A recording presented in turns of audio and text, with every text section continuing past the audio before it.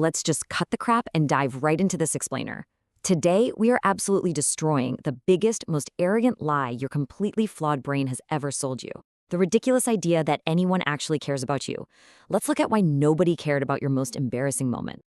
Yeah, you know exactly the one I'm talking about. That terrible joke that completely flatlined the room, the massive coffee stain you tried to hide, that incredibly awkward moment you enthusiastically waved at a stranger who was definitely not waving at you. You're probably still losing sleep over it, right?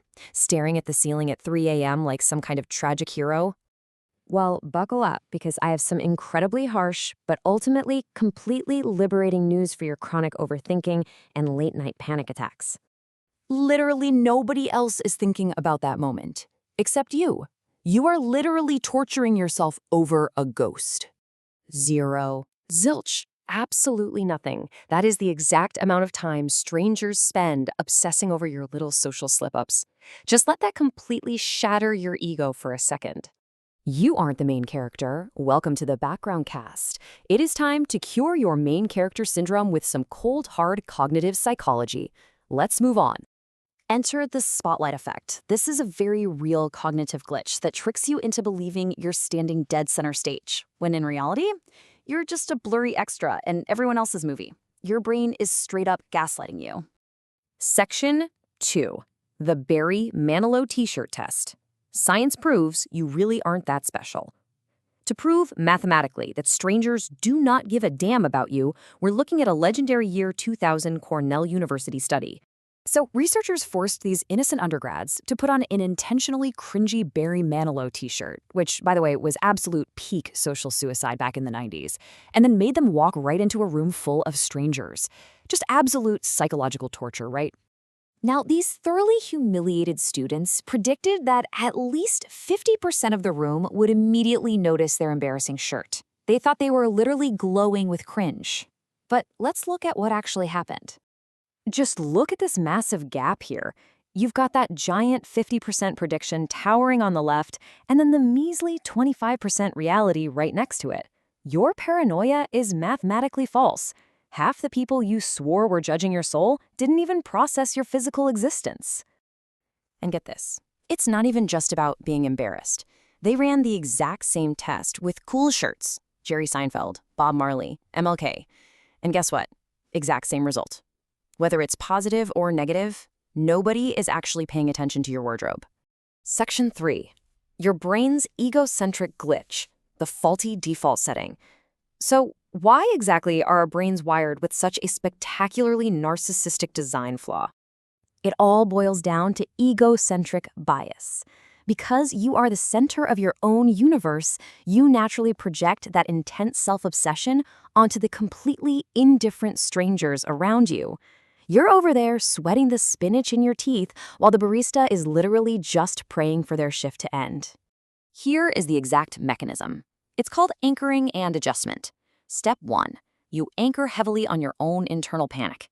Step 2, you try to adjust that guess downwards to figure out what others see. And step 3, you fail miserably. You just can't dial it down enough to realize that everyone else is trapped in their own little spotlights. Oh, and we can't forget empathy neglect. Remember back in 1999 when George W. Bush totally botched a pop quiz on foreign leaders on national TV? Did his poll numbers plummet? No. People actually empathized with the sheer terror of freezing up under pressure. We are, without a doubt, our own most sadistic critics. Section 4. The social anxiety spiral, when the glitch ruins your life. Listen, this egocentric bias isn't just some funny little quirk. It's a massive driver of social anxiety disorder and glossophobia, which is the paralyzing fear of public speaking. And it teams up with a completely sinister twin. While the spotlight effect makes you think everyone sees the coffee stain on your shirt, the illusion of transparency makes you falsely believe everyone can read your internal panic, your racing heart, and your sweaty palms. You think you're made of glass, but trust me, you aren't. Look at how this scales. In low-stakes situations, like taking an exam, the effect is pretty mild. But the second you stand up to give a speech, boom, highly amplified. You get so hyperfixated on being scrutinized that you actually mess up, creating this brutal self-fulfilling prophecy. You are literally tripping over your own ego. Section 5. How to stop caring and embracing your own insignificance.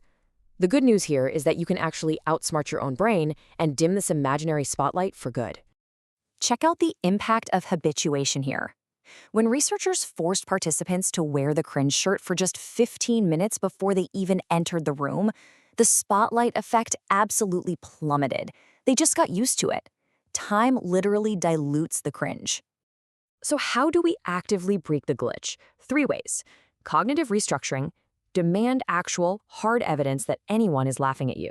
Self-distancing, take a bird's eye view of the room, and flip the roles. Would you seriously care if a coworker stumbled over a word? No. You have to realize everyone is just as trapped in their own egocentric bubbles as you are. Which brings us to this beautifully cynical piece of wisdom by Olin Miller. You probably wouldn't worry about what people think of you if you could know how seldom they do. Nobody cares. And because nobody cares, you are completely free. The universe is beautifully, utterly indifferent to your minor social blunders. So stop playing the starring role in a drama that literally no one else is watching. The next time you feel that hot flash of embarrassment, just ask yourself, is the spotlight actually on me? Or am I just the idiot holding the flashlight?